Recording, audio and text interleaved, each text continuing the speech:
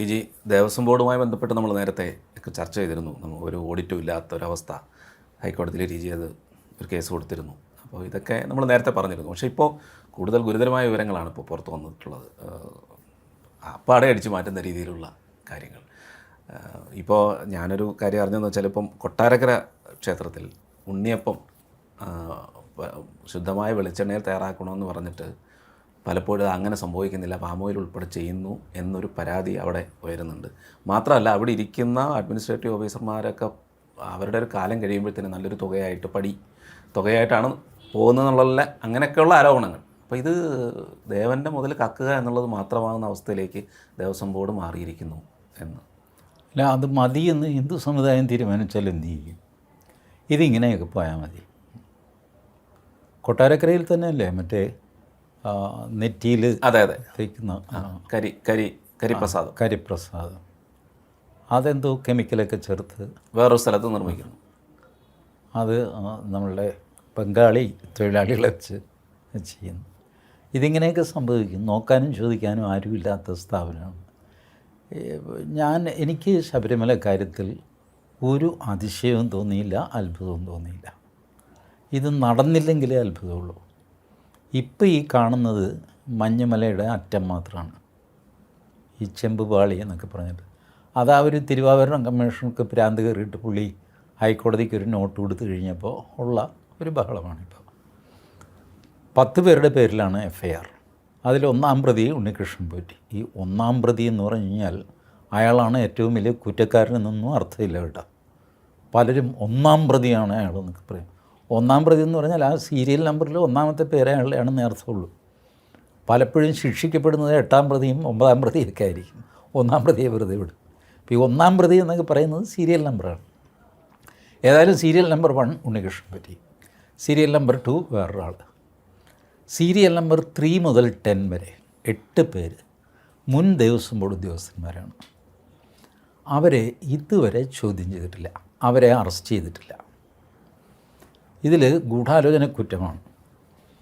ഈ 1ഉം 2ഉം പ്രതികൾ 3 മുതൽ 10 വരെയുള്ള പ്രതികളുമായിട്ട് പരസ്പരം ഉത്സാഹിച്ചും ഗൂഢാലോചന നടത്തിയും സഹായിച്ചും പിടിച്ചും ഒക്കെ ഇതൊക്കെ ചെയ്തു എന്നൊക്കെയാണ് FIRലെ വിവരം. അപ്പോൾ അതിനർത്ഥം ഏകദേശം എല്ലാ കുറ്റവും ഒരുമിച്ചാണ് ഇവർ ചെയ്തിരിക്കുന്നത്. ബട്ട് അതിൽ ഒരാളെയാണ് പിടിച്ച് 15 ദിവസം 30-ാം തീയതി വരെ റിമാൻഡ് ചെയ്തിരിക്കുന്നത്. അയാളെ പോലീസ് കസ്റ്റഡിയിൽ. ഈ ഇത്രയും പേര് കൂടിയിട്ട് ഒരു 10-20 പേരെ കൊന്നു എന്ന് വെച്ചോ, അപ്പോൾ പോലും ഇത്രയും ദിവസം പോലീസ് കസ്റ്റഡിയിലൊന്നും കൊടുക്കാറില്ല. ജുഡീഷ്യൽ കസ്റ്റഡിയിൽ വിടും, ജയിലിൽ കിടത്തും. പോലീസിൻ്റെ കയ്യിൽ ഇത്രയും ദിവസം കൊടുക്കാറില്ല. എന്തിനാണ്? ബേസിക് ഒന്ന് ആലോചിച്ച് നോക്കുക. 2 ചെമ്പ് പാളി, ദ്വാരപാലക വിഗ്രഹത്തെ പൊതിഞ്ഞ 2 ചെമ്പ് പാളി, അത് സ്വർണം പൊതിഞ്ഞ് തരണം, സ്വർണം പൂശിത്തരണം എന്ന് പറഞ്ഞിട്ട് ഉണ്ണികൃഷ്ണൻ പോറ്റിയെ ഏൽപ്പിക്കുന്നു.